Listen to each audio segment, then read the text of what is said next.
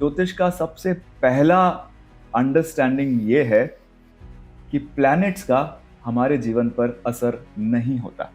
What are you saying? मतलब this बिल्कुल सही है ये तो बिल्कुल कॉन्ट्रडिक्टरी हो गया। भगवान शिव ने सप्तऋषि और माता पार्वती को साथ में बैठा के ज्योतिष का ज्ञान दिया था, ऐसा हमारे पुराण कहते हैं। मर्यादा पुरुषोत्तम राम भाग्य के भरोसे रहने वाले लोगों को अपशब्द कह रहे हैं, मतलब श्री राम जिसको अपशब्द कह रहे हैं तो डेफिनेटली कुछ तो बात होगी। एस्ट्रोलॉजी तो तारे सितारों का ज्ञान हो गया, पर जब हम ज्योतिष की बात करते हैं तो ज्योतिष शब्द जो है वो दो शब्दों से बना है, ज्योति और ईश्वर। अच्छा, यानी एक ऐसी ज्योति जो ईश्वर के दर्शन करवा दे। सैटर्न आकाश में घूमता हुआ मेरी जॉब कैसे खा रहा है, मंगल मेरी शादी में क्यों ऑब्स्टिकल क्रिएट कर रहा है, वो आकाश में इतना दूर। यही पहले अनडाइजेस्टेबल फैक्ट्स थे। अभी एक और पहला चैप्टर जिसमें बोल रहे हैं कि भगवान विष्णु ने नवग्रहों के रूप में अवतार लिया। आदित्याय च सोमाय मंगलाय बुधाय च गुरु शुक्र शनेभ्यश्च राहवे केतवे नमः।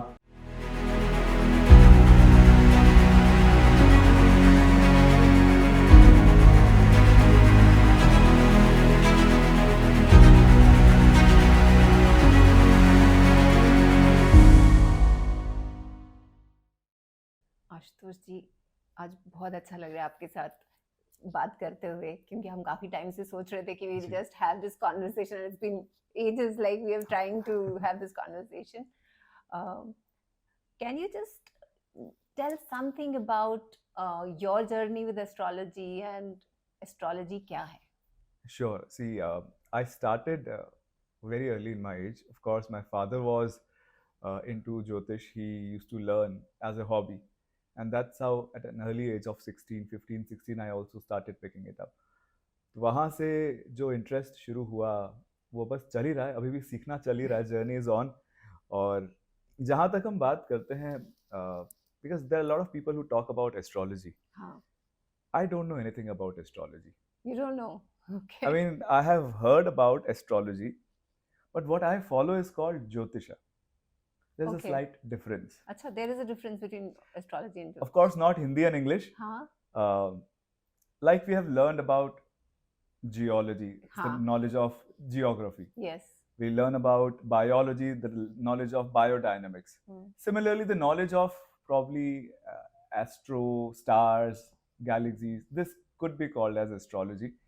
However, in my understanding, what the knowledge which has been given by rishis to us, that knowledge stream, which is also a Vedanga, which is a limb of a Veda. Okay. This is called Jyotisha. So you mean to say the knowledge that has come to us by Saptarishis, which is transcendent, मतलब उन्हीं सारे सप्तऋषियों से जो ज्ञान आया है, बिल्कुल, तो वही ज्योतिष ज्ञान। Exactly, वो ज्योतिष का ज्ञान है। अभी रिसेंटली कुछ सालों में एस्ट्रोलॉजी वर्ड इतना कॉइन होने लगा है। ऑफ कोर्स हिंदी इंग्लिश बोलते हैं लोग, पर जिस तरह से एस्ट्रोलॉजी को अप्रोच किया जा रहा है या एस्ट्रोलॉजी ही बना दिया गया है, ज्योतिष का जो इम्पोर्टेंस था या ज्योतिष का जो रेलेवेंस था ना, वो भूलते चले जा रहे हैं लोग। अच्छा। समझिए, जैसा मैंने बताया, एस्ट्रोलॉजी तो तारे सितारों का ज्ञान हो गया, पर जब हम ज्योतिष की बात करते हैं तो ज्योतिष शब्द जो है वो दो शब्दों से बना है, ज्योति और ईश्वर। अच्छा। यानी एक ऐसी ज्योति जो ईश्वर के दर्शन करवा दे। अब संस्कृत भाषा की ये बहुत अच्छी खूबी है कि एक शब्द के बहुत सारे मतलब होते हैं। जहां पर हम जैसे आपह बोलते हैं, आपह का मतलब जल भी होता है, आपह का मतलब प्रेम भी होता है। वैसे ही जब प्रकाश की बात करते हैं, जब हम बोलते हैं तमसो मां ज्योतिर्गमय, इसका मतलब अंधेरे से प्रकाश की ओर नहीं है, अज्ञान से ज्ञान की ओर बढ़ना है, फ्रॉम इग्नोरेंस टू नॉलेज, वो है तमसो मां ज्योतिर्गमय। तो यहाँ ज्योति का मतलब ज्ञान भी होता है, यानी एक ऐसी ज्ञान की स्ट्रीम जो हमको ईश्वरत्व तक लेके जाए, उस ज्ञान की स्ट्रीम को ज्योतिष बोला जाता था। वो ज्ञान की स्ट्रीम ज्योतिष जो था वो वेदों की आंख कहा जाता था। ऐसा भी नहीं है, वेद के अंग हैं तो कोई भी अंग दिया जा सकता था, पर इतना इंपॉर्टेंट अंग ज्योतिष को बताया है, वेद की आंख है वो। तो कहीं ना कहीं ओवर डेकेड्स और सेंचुरीज इसको बहुत गलत तरीके से समझा गया है, बहुत रूढ़ियां जुड़ गई हैं इसके साथ, और इस वजह से ज्योतिष और एस्ट्रोलॉजी में लोगों को फर्क नहीं समझ में आता। हमारे उपनिषद कहते हैं सा विद्या या विमुक्तये, ज्ञान तो वो है जो मुक्त कराए, ओके। और आज के समय में कई लोग ज्योतिषी के पास जाने से डरते हैं। बिल्कुल, बिल्कुल, ये मेरा नेक्स्ट क्वेश्चन था कि there is so much of myth, बहुत फ़ियर भी है कि मतलब पता नहीं क्या-क्या बोल देंगे, क्या क्या करेंगे, तो वेदर वी शुड गो, हाँ। राइट? इसकी वजह से फिर काफ़ी लोगों का जो विश्वास होता है ना, उस ज्ञान से उठ जाता है। हाँ, बिल्कुल। क्योंकि वो साइंटिफिक नहीं लगता ना। और हो भी यही रहा है। सिर्फ सिर्फ डर की वजह से विश्वास नहीं उठ रहा है। आपने बहुत अच्छी बात बोली, लोगों ने साइंस को समझा ही नहीं है। मैंने ऐसे बहुत सारे विद्वान कहलाए जाने वाले ज्योतिषी देखे हैं जो बड़े-बड़े स्टेज मंचों पे जाकर के, स्टेज पे जाकर के ये बोलते हैं कि ज्योतिष एक साइंस है। जैसे साइंस में 2+2 4 होता है, ज्योतिष में भी 2+2 4 होता है। तो आपने पहली बात तो बहुत अच्छी की कि ज्योतिष एक साइंस है, पर अगला एग्जाम्पल मैथ्स का दे दिया। बिल्कुल, बिल्कुल। तो ऐसा नहीं होता है। हम जो मैथ्स में एक्सपेक्ट कर सकते हैं वो साइंस में एक्सपेक्ट नहीं करते हैं। अगर हम समझे साइंस होता क्या है, साइंस एक लॉजिकल फ्लो है जिसको एविडेंस के साथ सपोर्ट किया जाता है। हाँ। अगर हम साइंस के कोई लॉ पढ़ते हैं, इकोनॉमिक्स के लॉ पढ़ते हैं, कहीं पर भी कोई लॉ स्टेटेड होता है तो उसके साथ में कंडीशन होती है, in the given condition keeping other things constant. हम इकोनॉमिक्स में पढ़ते थे सेट्रिस पैरिबस के साथ में, उसके साथ में कुछ एजम्पशंस होते थे और कुछ एक्सेप्शंस होते थे, फिर एक लॉ होता था। यहां पर हम बोल रहे हैं कि लॉ है, चाहे फिजिक्स का हो या साइंस का हो, किसी साइंटिफिक फील्ड का लॉ है। लेकिन जब हम ज्योतिष की बात करते हैं तो उसको मैथ से कंपेयर करते हैं। साइंस बोलते हैं पर मैथमेटिक्स के साथ कंपेयर करते हैं। यहां पर थोड़ा समझने की जरूरत है। अगर हम साइंस को थोड़ा और बेटर देखें, आप देखेंगे कि साइंस कभी भी डिटर्मिनिस्टिक बात नहीं करती है, वो हमेशा प्रोबेबिलिस्टिक बात करती है। In the given situation, in assumptions और इन एक्सेप्शंस के साथ में ये लॉ इतना परसेंटेज तक ट्रू होल्ड करता है। एग्जाम्पल लेते हैं, जैसे कोई मेडिसिन भी अगर मार्केट में आती है तो जो मेडिसिन का टेस्ट होता है वो 85 to 90% प्रोबेबिलिटी पे टेस्ट होता है कि हाँ इतना काम कर रही है, it is good for people and it can be approved by FDA. तो प्रोबेबिलिटीज पे काम होता है और हमेशा नई पॉसिबिलिटीज के लिए साइंस ओपन रहती है। In the given condition with certain assumptions and exceptions, कोई रूल 85 to 90% काम करता है। अगर ये कंडीशंस चेंज होती हैं, ये assumptions नहीं लिए जाते, तो ये रूल में भी चेंज होने की जरूरत है। अगर हम इस तरह से ज्योतिष को अप्रोच करते हैं तो बिल्कुल साइंटिफिक है।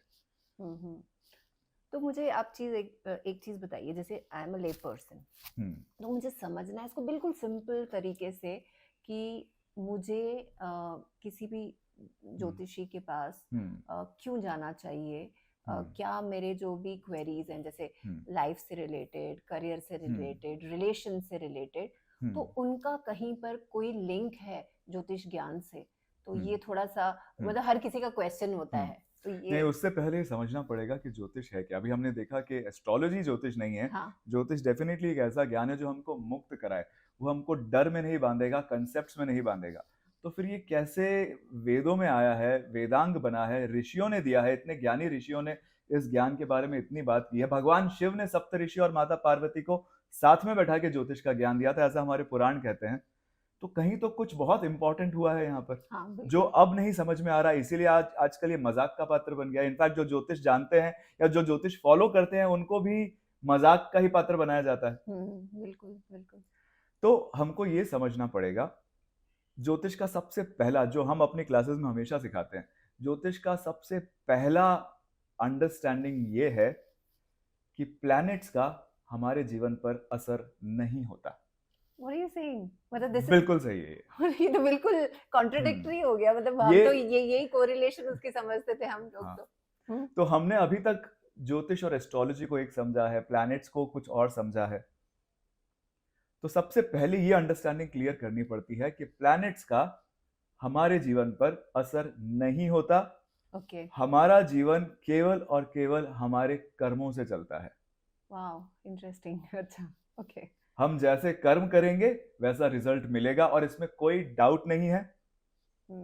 आप चाहे भगवत गीता की बात सुन लीजिए, नहीं तो योग वशिष्ठ के पहले चैप्टर में मर्यादा पुरुषोत्तम राम भाग्य के भरोसे रहने वाले लोगों को अपशब्द कह रहे हैं। मतलब श्री राम जिसको अपशब्द कह रहे हैं तो डेफिनेटली कुछ तो बात होगी। हाँ, बिल्कुल। तो अगर आप बहुत ज्यादा भाग्य दैव करते हैं कि भाग्य में नहीं था, प्लैनेटरी पोजीशन चेंज हो गई इसीलिए फेल हो गए, ये सब इंसान को कमजोर करने वाली बातें हैं। इसी वजह से ज्योतिष का नाम खराब होता है। अच्छा। अगर अगर ये ज्ञान आपको कमजोर बना रहा है, भाग्यवादी बना रहा है, तो ये ऐसा कैसा वैदिक ज्ञान है? हाँ, बिल्कुल बिल्कुल आप सही बोल रहे हैं। अगर वैदिक ज्ञान है तो वो तो मुक्त करना चाहिए, वो तो हमको एम्पावर करना चाहिए। बिल्कुल। तो सबसे पहला कंसेप्ट ये ब्रेक करना पड़ता है ज्योतिष सीखने से पहले कि अगर आप ये सोचते हैं कि प्लैनेट्स आपके जीवन को चला रहे हैं, बिल्कुल गलत है। आपका जीवन आपके कर्मों से चल रहा है, आगे भी कर्मों से ही चलेगा। इस बात को पहले अच्छे से समझ लें, उसके बाद हम ज्योतिष की बात करते हैं। Okay, brilliant. तो हम अगर ये देखें, अब कई लोग इसमें आर्ग्यू कर सकते हैं कि नहीं नहीं, जो प्लैनेट कुंडली में लिखा होता है वही होता है, हमने कई जगह देखा है, एविडेंस है, ये सारा ज्ञान है। तो हमको थोड़ा समझना पड़ेगा कि कुंडली होती क्या है। हाँ, that's very important. Right. Birth chart होता क्या है? हमारे कर्मों को अलग अलग कैटेगरीज में डिवाइड किया गया है। अच्छा, कर्मों को जी। ओके। सबसे पहले ये भी समझना जरूरी है कि कर्म क्या है। कर्म मतलब हमने कुछ चीजों को रिपीटेडली किया है, चाहे वो थॉट से हो या वर्ड्स यूज किए हैं कुछ रिपीटेडली, या कुछ एक्शंस किए हैं जिससे कुछ इंप्रेशंस बन गए हैं हमारे कॉन्शियसनेस में। बिल्कुल। और ये पैटर्न्स बन गए, इंप्रेशंस बोलते हैं, फिर भी ये थोड़ा सा एरी फेरी लगता है। कॉन्शियसनेस में इंप्रेशन कहाँ है? इंप्रेशन दिखाओ। तो अगर हम थोड़ा सा और समझें इसको, तो कुछ पैटर्न्स क्रिएट हो जाते हैं। कुछ पैटर्न्स ऐसे होते हैं जो इजीली चेंज किए जा सकते हैं, क्योंकि हल्के फुल्के पैटर्न्स हैं। कभी एक आध गलती से कुछ हो गया, कुछ मुंह से शब्द निकल गया, एक पैटर्न बना, पर वो जल्दी से ओवरकम भी हो जाता है। पर जो चीज हम बार बार रिपीटेडली कर रहे हैं, उनके थोड़े स्ट्रॉन्ग पैटर्न्स बन जाते हैं। इन्हीं स्ट्रॉन्ग पैटर्न्स को हम कर्म बोलते हैं, इंप्रेशंस बोलते हैं। और वो मनसा वाचा कर्मणा, जैसे हमारे शास्त्र बोलते हैं, आपके थॉट से भी बनते हैं, आपके वर्ड से भी बनते हैं, और आपके एक्शन से भी बनते हैं। इंप्रेशंस या पैटर्न्स क्रिएट हो गए। अब इनमें से ये जो पैटर्न्स हैं, ये एक लाइफ टाइम के तो है नहीं। अब इसके ऊपर कोई आर्ग्यू नहीं कर सकता कि पुनर्जन्म होता है नहीं, बिकॉज अब ये तो बहुत वेल एस्टैब्लिश्ड साइंटिफिक फैक्ट है। That's true. तो कई सारे लाइफ टाइम्स में हमने कई सारे पैटर्न्स बनाए हैं। इन पैटर्न्स को एंड ऑफ द डे हम एनर्जी पैटर्न बोल सकते हैं, बिल्कुल, क्योंकि हमने कुछ क्रिएट किया, एनर्जी ही क्रिएट होती है। इनफैक्ट अगर साइंस की बात सुने तो energy can not be created, can not be destroyed, पर एक एनर्जी पैटर्न ऑलरेडी था, हमने उसमें कुछ दूसरा एनर्जी ऐड करके उसको कन्वर्ट कर दिया, कोई तीसरा एनर्जी पैटर्न बना दिया। तो हम कॉन्स्टेंटली इन एनर्जी पैटर्न्स को कुछ नई एनर्जीज के साथ ऐड करके कुछ नए पैटर्न्स बना देते हैं। और ये पैटर्न बिल्कुल ऑपोजिट भी हो सकते हैं। तो ये जो पैटर्न बन रहे हैं, इनको ही हम इंप्रेशंस कह रहे हैं, इन्हीं को ही हम कर्म कह रहे हैं। हमारे पास ऑलरेडी पिछले कई लाइफ टाइम्स के बहुत सारे पैटर्न्स सबकॉन्शियस में या हमारे अनकॉन्शियस में पड़े हैं। एक और बहुत इंटरेस्टिंग साइंटिफिक फैक्ट समझना पड़ेगा। हमारा जीवन, अगर हम साइंस की बात करें तो बोलते हैं हम जैसे हैं वैसे क्यों हैं, इसीलिए नहीं कि कोई ग्रह ऐसे थे, इसीलिए क्योंकि हमारा कुछ डीएनए ऐसा है, हमारे जीन्स जैसे हम वैसे हैं। हमारा फिजिकल स्ट्रक्चर, हमारा डीएनए, हमारी आदतें, हमारे एक्शंस, रिएक्शंस, स्ट्रेंथ्स, वीकनेसेस, ये सब अगर हम साइंस की बात सुने तो वो हमारे जीन्स के ऊपर डिपेंड करता है। Absolutely. प्लैनेट्स पे डिपेंड नहीं करता है। हाँ, बिल्कुल फैक्ट है, यही बात सही है। अच्छा, ओके। एक्चुअली अगर हम इसको समझें तो साइंस कहती है कि आपके जीन्स में आपके सारे एंसेस्टर्स की मेमोरीज हैं। हाँ, इसको जेनेटिक मेमोरी बोलते हैं। और हाँ, सारे एंसेस्टर्स, हाँ। और एक्चुअली अगर हम 20 जनरेशन तक भी जाएंगे तो कम से कम 1 लाख लोग हमारे लिए रिस्पॉन्सिबल हो जाएंगे। अगर पेरेंट्स से शुरू करते हैं, उनके दोनों पेरेंट्स, मम्मी के दोनों पेरेंट्स, फिर उनके दो पेरेंट्स, ऐसे करते करते तो बहुत सारे लोग रिस्पॉन्सिबल होते हैं। इतने सारे लोगों के पूरे लाइफ के एक्सपीरियंसेस हमारे जीन्स में स्टोर्ड है। तो अगर हम एक्चुअली, ये तो 20 जनरेशन की बात कर रहे हैं, जनरेशन तो कब से चल रही हैं, तो अगर हम एक्चुअली देखें तो लगभग सारी दुनिया के सारे पैटर्न्स हमारे जीन्स में ऑलरेडी एम्बेडेड हैं। लेकिन एक बहुत इंपॉर्टेंट चीज होती है जिसको बोलते हैं एक्टिव स्ट्रैंड ऑफ डीएनए। एक छोटा सा पार्ट होता है डीएनए का जो एक्टिव होता है, और हम केवल वही ट्रेट्स अपनी लाइफ में एक्सपीरियंस कर पाते हैं। डोमिनेंट ट्रेट्स जो एग्जैक्टली, वही स्किल्स हमारे पास आती हैं जो एक छोटा सा स्ट्रैंड एक्टिवेट होगा। है सब कुछ, पर वो सब डोमिनेंट स्टेट में है। एक चीज होती है, कुछ चीजें होती हैं छोटी मोटी जो हम उसके कंपैरिजन में, जो स्टोरेज में है, उसके सामने एक बहुत छोटा सा पोर्शन जो एक्टिवेट होता है, और उससे हम अपनी लाइफ को लीड करते हैं। वही हमारी पर्सनैलिटी बना रहा है, वही हमारे एक्शंस, रिएक्शंस डिसाइड कर रहा है। इसको कर्म से समझते हैं। अच्छा, ओके। हमारे ऋषियों ने बोला है कि हमने जितने भी कर्म किए हैं सब स्टोर्ड हैं, stored it, where are they stored? In our memory? हाँ, in our memory बोल सकते हैं। वैसे तो डीएनए ही बोलना ठीक है, जीन्स ही बोलना ठीक है, अगर साइंटिफिकली समझे तो। जो वहां पर बताए हैं जेनेटिक मेमोरी, वही हमारे सारे कर्म हैं। इसको थोड़ा और अगर हम आध्यात्म भाषा में समझे तो हमारे अंतःकरण के अलग अलग स्तर होते हैं। आदि शंकराचार्य जी ने भी बताया है अंतःकरण चतुष्टय, 4 लेवल्स होते हैं अंतःकरण के। तो उन्होंने डिवाइड किया है करण और अंतःकरण और उपकरण, मतलब 3 अलग अलग पार्ट्स में हमारी एग्जिस्टेंस को डिवाइड किया है। तो करण बॉडी को बोलते हैं, अंतःकरण हमारी सटल एग्जिस्टेंस होती है, जिसमें मन, बुद्धि, चित्त और अहंकार, ये 4 लेयर्स बताई गई हैं। अब ये सब हैं क्या, इसके बारे में जाएंगे तो थोड़ा और डिटेल लेसन हो जाएगा। पर अभी मान के चलते हैं कि ये 4 इंपॉर्टेंट लेयर्स हैं। उसमें से एक लेयर होती है चित्त की, जिसको हम मेमोरी कहते हैं। वहां पर ही सारे इंप्रेशन स्टोर होते हैं। ये बड़ा इंटरेस्टिंग बात है। हमने कई बार कई फिल्मों में देखा है, पुराणों में पढ़ा है कि यमराज के पास एक आदमी बैठे हैं बड़ी सी पुस्तक लेकर के, उसमें आपकी एक पासपोर्ट साइज फोटो लिखी हुई है, नाम लिखा हुआ है और आपके सारे कर्म एक पेज पे लिखे हुए हैं। वो एक ही आदमी सारे दुनिया के हर एक इंसान के कर्म रिकॉर्ड कर रहा है, शायद दूसरी दुनिया की भी कर रहा है। थोड़ा अनरियलिस्टिक, इम्प्रैक्टिकल लगता है। फिर यहाँ पर ना इन सब बातों को देख करके लोग मजाक उड़ाते हैं। ये पुराणों की बातें ना बहुत ही गहरी होती हैं, सिंबॉलिक होती है। हमको थोड़ा इनको समझने की कोशिश करनी पड़ती है, ऐसे सामने फेस वैल्यू पे नहीं ले सकते। तो उस इंसान का नाम बताया है चित्रगुप्त। हाँ जी। इसको थोड़ा समझिए। एक ऐसी शक्ति जो गुप्त रूप से आपके भीतर रह करके आपके हर वचन, विचार और कर्म का चित्र ले रही है, गुप्त रूप से। तो चित्रगुप्त वही शक्ति जो आपके अंदर रहे, आपके अंदर ही रह करके आपने कुछ भी बोला, कुछ भी सोचा, कुछ भी किया, picture click stored, picture click stored, हर एक थॉट की पिक्चर क्लिक स्टोर्ड। तो ये काम जो कर रहे हैं, जो एनर्जी कर रही है, उस एनर्जी को चित्रगुप्त बोला है। अब हम जैसे प्यार से मनीष को मनु बुला देते हैं, अभिषेक को अभी बुला देते हैं, चित्रगुप्त को चित्त नाम दे दिया होगा कभी किसी ने। पर ये चित्त एक ऐसी लेयर है जहां पर हमारे सारे इंप्रेशन स्टोर्ड रहते हैं, हमारे सूक्ष्म शरीर में। फिजिकल शरीर में बात करें तो हमारे जीन्स में रहते हैं। तो अब यहां से ये जो पूरा स्टोरेज है, जैसा मैंने बताया कि जीन्स तो बहुत सारे हैं, जीन्स में तो बहुत सारे इंप्रेशन है, बहुत सारी चीजें दिखती हैं उसके अंदर, पर बहुत छोटा पार्ट एक्टिवेट होता है। वैसे ही ऐसा बताया जाता है हमारे पुराणों में कि हमारे जितने सारे पूर्व जन्मों के कर्म हैं, वो सारे कर्म, एक्यूमुलेटेड कर्म, एक्यूमुलेटेड को संस्कृत में संचित बोलते हैं।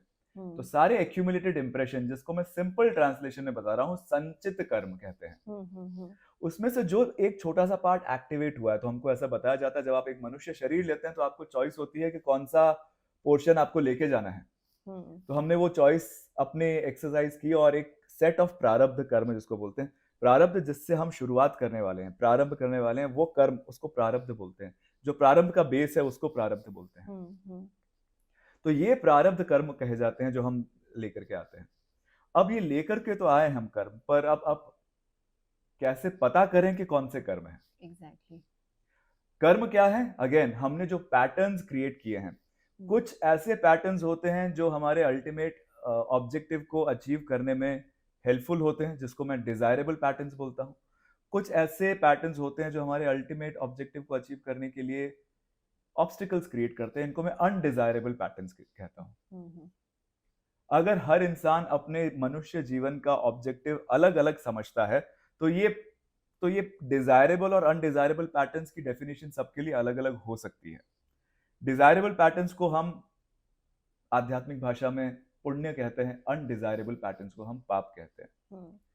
तो कई लोग इस बारे में बात करते हैं, अगर सबका ऑब्जेक्टिव अलग है तो हर एक के लिए पाप और पुण्य की डेफिनेशन अलग है। पर प्राइमरीली अगर हम समझे, जो भी लोग धरती पर आए हैं, जो भी आत्माएं इस भूलोक में हैं, अगेन धरती भूलोक थोड़ा सा एरी फेरी लगता है, yes. लेकिन अगर हम उसको समझे, जो भी इस 3 डायमेंशनल वर्ल्ड में है, 3 डायमेंशन मतलब हमारी सेंसेस केवल 3 डायमेंशन को परसीव कर सकती हैं, इसके बियॉन्ड, हमारे सेंसेस और हमारे इंटेलेक्ट के बियॉन्ड है उसको समझना, सोचना भी बियॉन्ड है उसके, हम सोच भी नहीं सकते, इमेजिन भी नहीं कर सकते। तो जो भी चीजें हमारे सेंसेस के रेंज के अंदर आती हैं, वो 3 डायमेंशनल चीजें, या वो विद इन रेंज के जो ऑब्जेक्ट्स हैं, सेंस ऑब्जेक्ट्स हैं, उसको हम भूलोक कहते हैं, जो ह्यूमन रेंज के अंडर है। जो उसके बियॉन्ड है वो शायद इसी जगह पर हो रहे हो, पर वो कोई और डायमेंशन है, वो हम टैप इन नहीं कर सकते। 98.3 एफएम चल रहा है, हमारा रेडियो उस पर ट्यून्ड है, तो हमको वही सुनाई देगा, 93.5 एफएम नहीं सुनाई देगा।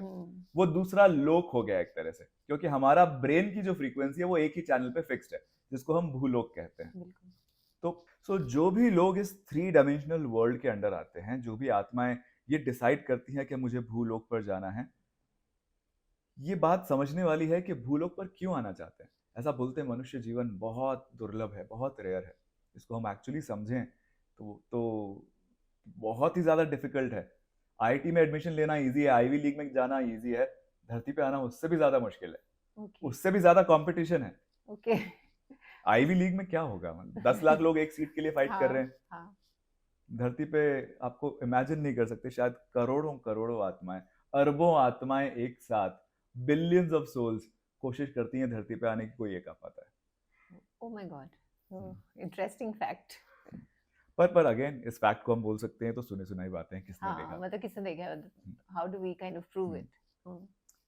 कुछ बेसिक चीजें देखो, हमको कुछ शास्त्रों का रेफरेंस लेके चलना पड़ेगा, कुछ साइंस का भी रेफरेंस ले सकते हैं। ये तो हमको पता ही है कि टू फर्टिलाइज एक एग माँ के शरीर में, जिसको जो एक्चुअली मनुष्य शरीर धारण करता है, there is already a race. Yes. उससे पहले क्या होता है, सन के कोर में लगातार न्यूक्लियर फ्यूजन हो रहा है। Zillions of photons her moment release होते हैं। बिल्कुल।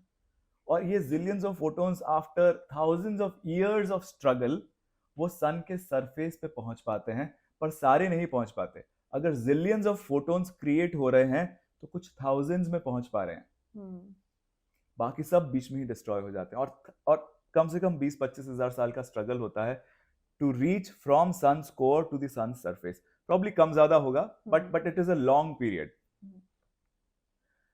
और सन के सरफेस पे पहुंचने के बाद ये फोटोन 8.5 मिनट लेते हैं धरती पे आने में। जो भी फ्लोरा फौना है यहाँ का, वो फोटोन्स एब्जॉर्ब कर लेता है। इनमें से कुछ फोटोन लकी होते हैं कि वो ऐसी जगह एब्जॉर्ब होते हैं जो ह्यूमन बींग्स का फूड है। फूड के थ्रू वो मनुष्य के शरीर में जाते हैं, और शरीर में जाने के बाद भी 7 धातु बनते हैं, और उसमें सबसे रिफाइंड धातु बताई जाती है शुक्र धातु। यानी बहुत ही कम सेल्स को ये मौका मिलता है, बहुत ही कम फोटोन्स को ये मौका मिलता है कि वो शुक्र धातु में कन्वर्ट हो सके, और उसके बाद माँ के शरीर में जाकर के वो एक एग फर्टिलाइज करके एक मनुष्य शरीर धारण कर सके। तो रेस वहां से शुरू हुई है, जिलियन से कोई एक। ओके। तो ये बहुत ही रेयर अपॉर्चुनिटी, और अगर इतना कंपटीशन है धरती पे आने का तो कुछ तो स्पेशल होगा यहाँ पर। क्यों सब सारी आत्माएं आना चाहती हैं? तो ऐसा हमारे शास्त्र बताते हैं कि धरती पे ही आप परमात्मा की प्राप्ति कर सकते हो। मतलब धरती भूलोक एक ऐसी जगह है। पर ये फिर से अगर हम सिंपल शास्त्र की उठाई हुई बातें देखते हैं तो आज के टाइम में इतनी रेलेवेंट नहीं लगती, और साइंटिफिक लोग तो इसको क्वेश्चन करते हैं क्या बातें हैं, ईश्वर की प्राप्ति क्या है, मतलब हमको समझ में नहीं आता। तो टू अंडरस्टैंड, एक लेमैन भाषा में बात करते हैं। हम हर एक इंसान के जीवन का प्राइमरीली एक ही उद्देश्य होता है, चाहे कोई कुछ भी कर रहा हो, कोई पैसा कमाने वाला हो, कोई नाम कमाने वाला हो, कोई समाज सेवा करने वाला हो, एंड ऑफ द डे सबको एक ही चीज चाहिए, वो है हैप्पीनेस। सबका एक ही उद्देश्य है, खुशी चाहिए। कई लोग मोक्ष की बातें करते हैं, मुक्ति की बातें करते हैं, कोई सब लोग बुरी चीजों से मुक्त होना चाहते हैं, खुशी से कोई मुक्ति नहीं होना चाहता। कोई नहीं बोलेगा कि मैं बहुत खुश हूं, मुझे से मुक्ति चाहिए। दुख है इसीलिए मुक्ति चाहिए। हैप्पीनेस बॉटम लाइन है सबके लिए, सबको चाहिए। और हैप्पीनेस कैसे एक्वायर की जाती है? आपको डिजायरेबल पैटर्न्स बढ़ाने पड़ेंगे, अनडिजायरेबल पैटर्न्स को डिस्ट्रॉय करना पड़ेगा। जो हमने डिस्कस किया था, डिजायरेबल एंड अनडिजायरेबल। यानी पाप धोने हैं और पुण्य बढ़ाने हैं धार्मिक भाषा में। अब ये कैसे किया जा सकता है? तो इसको करने का जो पूरा प्रोसीजर है कि किस तरह से आप धरती पे आ गए, अब डिजायरेबल पैटर्न्स को बढ़ाना है, स्ट्रेंथन करना है, अनडिजायरेबल पैटर्न्स को डिसॉल्व करना है। इसका एक पूरा स्ट्रक्चर, एक पूरा मेथड, एक गाइड बुक है जिसको हम धर्म बोलते हैं, धर्म शास्त्र बोलते हैं। ओके। सारा धर्म शास्त्र नहीं पढ़ सकते, भगवत गीता पढ़ लो, मैनुअल है। धरती पे आकर के इतनी मुश्किल से यहाँ पर एडमिशन मिला है इस इंस्टीट्यूशन में, अब आपको बेस्ट परफॉर्म करना है, उसके लिए कोई गाइड तो होना चाहिए। तो हमारा धर्मशास्त्र प्रॉपर गाइड है कि आप धरती पे आके कैसे रहोगे, एक मैनुअल है। उसमें से भी और शॉर्ट में करना है तो सिर्फ भगवत गीता पढ़ लो, उसी से सब कुछ समझ में आ जाएगा। तो अब धरती पर आ गए, अब हमको पर्पस क्या है? पुण्य बढ़ाना, पाप को धोना। हम कुछ एनर्जी पैटर्न्स लेकर के आए हैं। अब धरती भी ऐसा है कि एक और बड़ी इंटरेस्टिंग बात बताता हूं आपको यहाँ पर। महर्षि पाराशर जो ज्योतिष के महान प्रवर्तक माने जाते हैं, जो कलयुग में बताया जाता है कि बृहद पाराशर होरा शास्त्र का सबसे ज्यादा इंपॉर्टेंस है ज्योतिष शास्त्र को पढ़ने में, उन्होंने अपने पहले चैप्टर में बताया है कि भगवान विष्णु ने नवग्रहों के रूप में अवतार लिया। एक तो हम पहले इस बात से कन्विंस नहीं थे कि सैटर्न आकाश में घूमता हुआ मेरी जॉब कैसे खा रहा है, हाँ। मंगल मेरी शादी में क्यों ऑब्स्टिकल क्रिएट कर रहा है, yes. वो आकाश में इतना दूर, यही पहले अनडाइजेस्टेबल फैक्ट्स थे। अभी एक और पहला चैप्टर जिसमें बोल रहे हैं कि भगवान विष्णु ने नवग्रहों के रूप में अवतार लिया। अब महर्षि पाराशर कौन है? तो देखो, वेद व्यास के पिता हैं, जिन्होंने सारे वेदों का व्यास किया, सब पूरा वेद का एजुकेशन हमारे लिए इजी कर दिया, उनके फादर हैं महर्षि पाराशर। तो ऐसी कोई बात तो करेंगे नहीं। समझने वाली बात है, हमने किसी बात को ठीक से समझा नहीं है, ऊपर ऊपर से जाना है, ऊपर से पढ़ के कुछ भी कमेंट करते हैं, कुछ भी वीडियोस बनाते हैं, बड़े बड़े इन्फ्लुएंसर कुछ भी बना रहे हैं ज्योतिष के अगेंस्ट। समझो तो पहले क्या है। महर्षि पाराशर कह रहे हैं भगवान विष्णु ने नवग्रहों के रूप में अवतार लिया। इस बात को समझने की जरूरत है। भगवान विष्णु कौन है? विष्णु वो है जो विशिष्ट रूप से हर अणु में प्रत्यक्ष है। अंडरस्टूड। यानी हर एटम में वो हैं, हर अणु में रह करके, हर एटम में रह करके वो इस पूरी सृष्टि को, क्रिएशन को, वो एनर्जी जो हर एटम में और पूरी सृष्टि को सस्टेन कर रही है, हम उसको स्ट्रॉन्ग फोर्स भी बोल सकते हैं। राइट। अगर वो भगवान विष्णु हैं और वो हर अणु में है, तो नवग्रह भी हर अणु में है। एब्सोल्युटली। भगवान विष्णु ने 9 ग्रहों के रूप में अवतार लिया। इसका मतलब यह है कि ये जो शक्ति 9 ग्रहों के रूप में, यानी ये हर एक एटम में जो परवेड कर रही है, उसकी 9 अलग अलग फॉर्म्स है, या 9 अलग अलग फ्लेवर्स हैं, 9 अलग अलग स्वरूप हैं। इनको नवग्रह कहा जाता है। ओके। प्लैनेट्स को नहीं। तो जब मैं बोल रहा था प्लैनेट्स का हमारे जीवन पे असर नहीं पड़ता, वो बिल्कुल ठीक है। ग्रहों का हमारे जीवन पर असर पड़ता है 100%, क्योंकि ग्रह कौन है? यही शक्ति जो हर अणु में है। तो डेफिनेटली एनर्जी को इंपैक्ट करती है, उसमें तो कोई दो राय है ही नहीं। हम एक दूसरे से बात कर रहे हैं, एक दूसरे की एनर्जी को इंपैक्ट कर रहे हैं, जो हमको सुन रहे हैं वो हमारी एनर्जी से इंपैक्ट हो रहे हैं। बिल्कुल। तो अगर एनर्जी को इंपैक्ट कर रही है, और इसको एक अलग भाषा में बोला गया है कि ग्रहों का मनुष्य जीवन पर क्या प्रभाव पड़ता है, तो ये बिल्कुल ठीक है, पर इस भाषा को समझो तो। आप ग्रहों को प्लैनेट्स तो नहीं बोल सकते। बट लिटिल मीनिंग तो वैसे ही, मतलब अंडरस्टूड है, मतलब बहुत बेसिक है। आप देखो, हमने ज्योग्राफी क्लास में बचपन में 9 प्लैनेट्स कौन कौन से पढ़े थे? Mercury, Venus, Earth, Mars, Uranus, Neptune, Jupiter, Saturn, Pluto. Yes. नवग्रह कौन से हैं? आदित्याय च सोमाय मंगलाय बुधाय च गुरु शुक्र शनिभ्यश्च राहवे केतवे नमः। 5 कॉमन बॉडीज हैं, बाकी 4 तो अलग हैं, और उसके बाद भी हम प्लैनेट्स और ग्रहों को सेम मानते हैं। Exactly, quite interesting. मतलब you can't just correlate. Exactly. जहाँ पे इतना विसंगति है, 40% 50% चीजें ही अलग है, फिर भी हम सेम ही मानते हैं उनको, ये तो गलत हो गया। ग्रह शब्द जो है, इससे मिलता जुलता एक बहुत कॉमन शब्द हम सब सुनते हैं, जिसको ग्रहण बोलते हैं।